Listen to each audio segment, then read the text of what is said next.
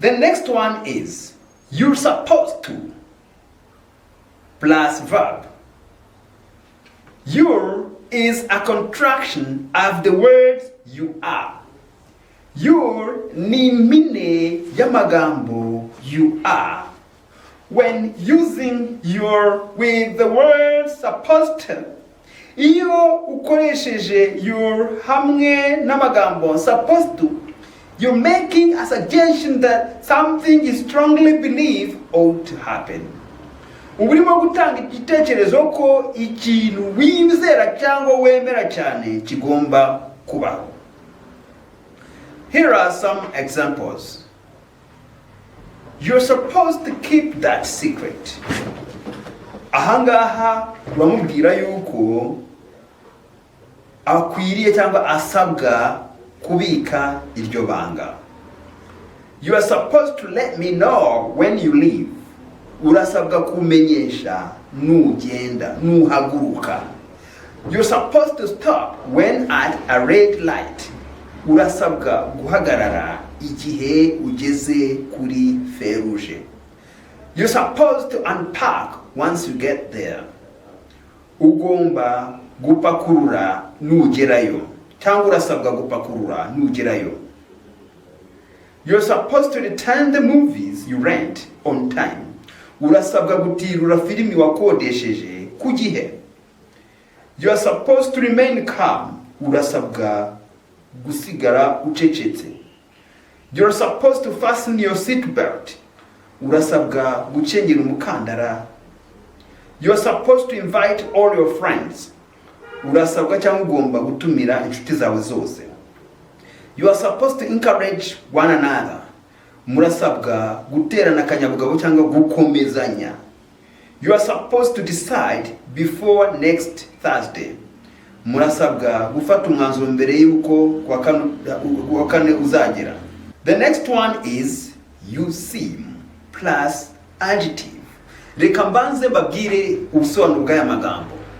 You seem bivuga ngo usa nkaho. Ikurikirwa n'icyo bita adjective.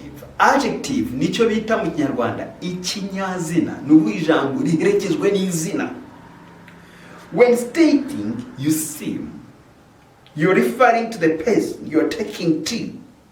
Iyo utangije ijambo you seem, ubuganisha ku muntu uri kuvugana nawe uri kuvugisha, and expressing that they are giving the impression of or appear to be.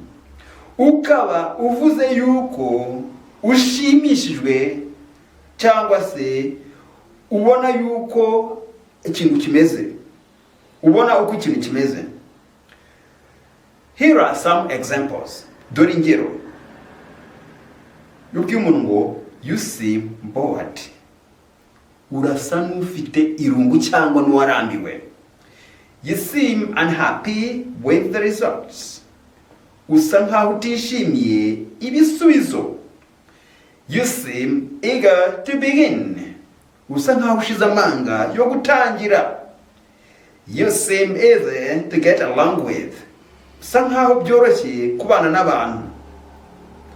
You seem elated to hear the good news. Usa nkaho ushishikajwe no kumva amakuru meza. You seem deeply in love. Urasa nkaho warengereye mu rukundo. You seem afraid of roller coasters. Usa nkaho utinya kuzengurutswa mu iringi. You seem confused about the rules of the game. Usa nkaho udasobanukiwe amategeko y'umukino. You seem embarrassed about what happened. Usa nkaho utewe isoni cyangwa utewe ikimwaro n'ibyabaye. You seem decisive about your choice. Usa nkaho ushaka gufata umwanzuro w'icyo ugomba guhitamo. You'd better. You'd is a contraction of you had. You'd ni impine ya you had or you would cyangwa you would. You are making a suggestion to someone for a particular action. Ni igitekerezo uri guhereza umuntu, ni inama uri kugira umuntu. You'd better exercise. Ndi kukugira inama yuko wakora imyitozo. You'd better help out. Waza ukadufasha. You'd better invite your brother. Ibyiza watumira umuvandimwe wawe. You'd better impress the judges. Ibyiza washimisha abakemurampaka. You'd better listen to your parents. Ibyiza watega amatwi ababyeyi bawe cyangwa abumvira. You had better not come home late. Ibyiza nuko utataha utinze. You had better hope for the best. Ibyiza nuko wakizera ibyiza. You had better change your attitude. Ibyiza nuko wahindura inyifato yawe.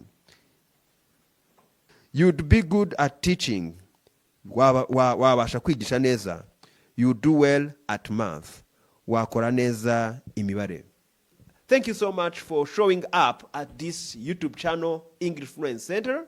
If this is your first time, don't leave without hitting the subscribe button, as well as you share and comment with your friends.